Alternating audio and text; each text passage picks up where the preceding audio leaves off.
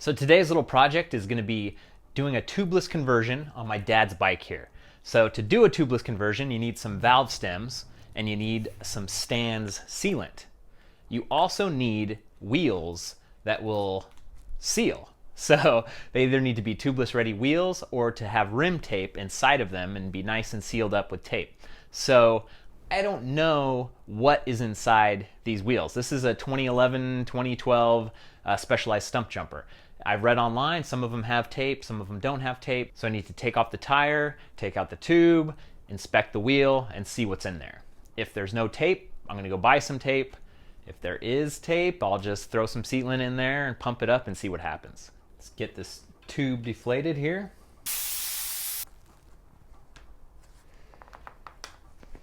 Nice and tight.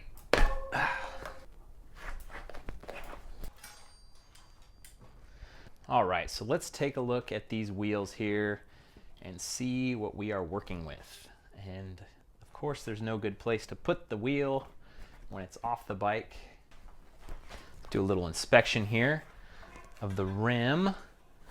And this actually looks really good to me. This is taped up from the factory, it looks like, and looks airtight to me. I don't know if I would be able to do a better job if I was to tape it up myself. So I'm satisfied with that. I'm gonna just throw some stands in and see what happens. So I've got my valve, and I'm only gonna go about halfway so I can push the valve up like this. And when the valve is up like this, the tire can kind of get around it a little bit better, and that will hopefully help seating the tires. Okay, let's take our stands no tube sealant here. Fill it up for 1 scoop, which should be about 2 ounces, I suppose. I probably should have shook it up before I did that. Oh, this is gonna be a mess. Here we go.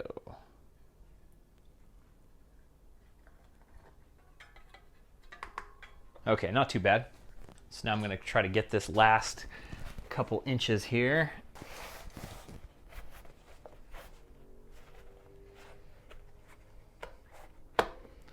Sweet, not bad at all. So I'll do my first attempt, normal bike pump with the valve core in. I've heard if you take the valve core out, you get more airflow, seats the tires better.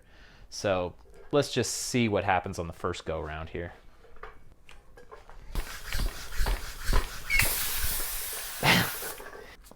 Looks like I was doing good, but I didn't have my valve tight enough.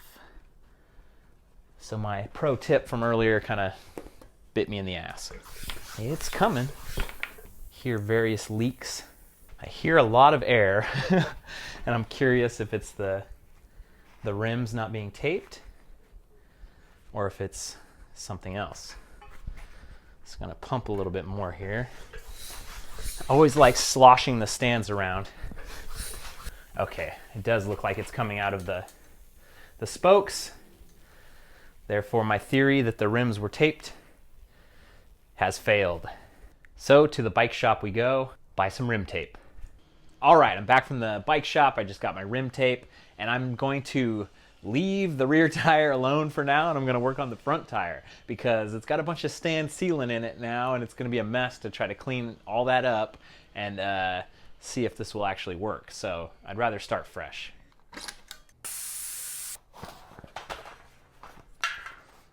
So I'm kind of mystified as to why this wasn't good enough to actually seal the rear tire. So I don't know. I'll just have to add some tape and see if that will be good enough to seal the front.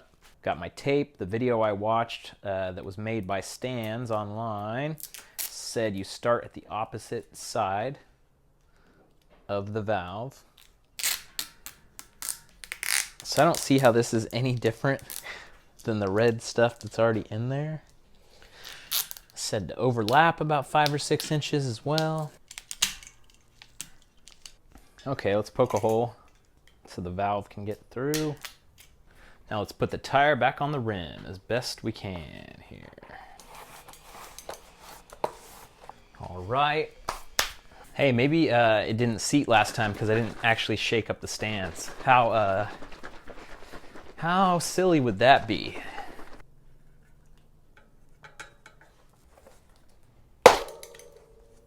All right, initial swish. All right, pump attached. One-handed. That is music to my ears. I am not hearing a peep out of this. So it is sealed up and solid. Thank you, front tire, for being easy. Now it's time to go back to the rear tire. So for you guys who haven't been to my channel before, I do all kinds of cool stuff on this channel. I do test rides of bikes, and I do trail guides of my favorite trails in the world. So for you guys who are watching the channel and thinking about and trying to figure out what bike I ordered, I have a little poll for you. So you guys know my two favorite bikes that I've ridden have been the Bronson and the Tracer. So the Intense Tracer was kind of a late addition, but the Bronson has been my number one for a long time until the Tracer came along and tied it. So I've got a poll. I want you to vote. What bike do you think I got, the Tracer or the Bronson? Update on the bike. I ordered it last week. It's just still in processing. It just takes a while to get the bike built and to send out and all that stuff. So I will have that video as soon as I get that bike. I will shoot a video quickly, get it uploaded, and turn on notifications to my channel, and then you'll get something on your phone. You'll know when I uploaded it. All right, back to the back wheel. So I'm gonna have to open this up and take a gander of what kind of mess is encased in here. Stands everywhere. Let's see if I can pour this back in to the cup or scoop it out maybe even. Better than going down the drain. Okay, now I'm gonna get a couple rags and just wipe the heck out of this thing. And we'll start taping again. Poke the hole. Let's get her back on here. All right, no need to watch me pump it up again. It worked. There was a little bit of leakage in the spokes, but I'm just gonna keep an eye on that and listen to it and see what happens. Just keep moving it around to make sure it seals up. Check on it tomorrow. I suppose I could tighten the spokes up. I don't know if that's really a way to solve that problem or not. I've never tightened up spokes.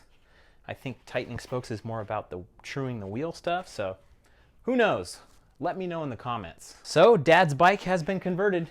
This is nice. I don't like riding with tubes. Now I can kind of take the air pressure down a little bit, and always is a little bit better ride when you take the air pressure down. Thanks for watching, you guys.